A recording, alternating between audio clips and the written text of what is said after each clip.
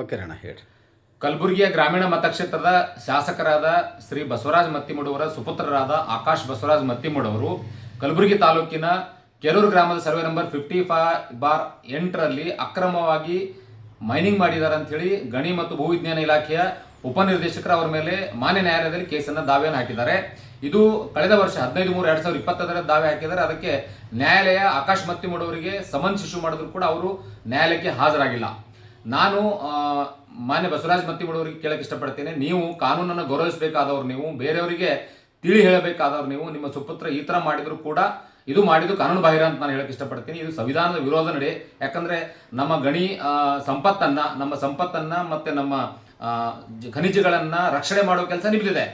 ನಿಮ್ಮದು ಇಲಾಖೆ ಇದ್ರೂ ಕೂಡ ನಿಮ್ಮ ಜವಾಬ್ದಾರಿ ಮತ್ತು ಇಲಾಖೆಯ ಜವಾಬ್ದಾರಿ ಇದ್ರೂ ಕೂಡ ನೀವು ನಿಮ್ಮ ಸುಪುತ್ರರ ಈ ಥರ ಅಕ್ರಮ ಗಣಿಗಾರಿಕೆ ಮಾಡಿದ್ದು ನಾನು ಖಂಡಿಸ್ತೇನೆ.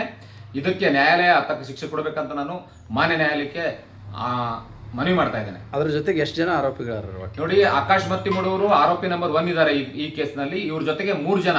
ಈಗ ಆಕಾಶ್ ಮತ್ತಿಮೂಡವರು ಏನ್ ಮಾಡ್ತಾರೆ ಅಂದ್ರೆ ತಮ್ಮ ಜಮೀನನ್ನ ತಮ್ಮ ಆತ್ಮೀಯರಾದಂಥವ್ರಿಗೆ ಮಾರ್ತಾರೆ. ಇದು ಪ್ರಕರಣ ಆದ್ಮೇಲೆ. ಸೊ ಅವರು ಆಕಾಶ್ ಮತ್ತಿಯವರು ಅಕ್ಯೂಸ್ ನಂಬರ್ 1 ಇದ್ದಾರೆ. ಅವ್ರ ಜೊತೆ ಇನ್ನೂ 3 ಜನರು ಕೂಡ ಈ ಪ್ರಕರಣದಲ್ಲಿ ಇದ್ದಾರೆ.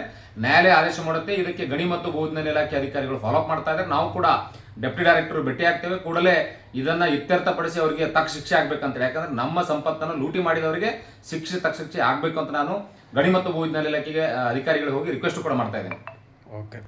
ಈಗ ಮುಂದಿನ ಡೇಟು 2/7 ಜುಲೈಯಲ್ಲಿದೆ. ಏನಾಗುತ್ತೆ ನೋಡೋಣ.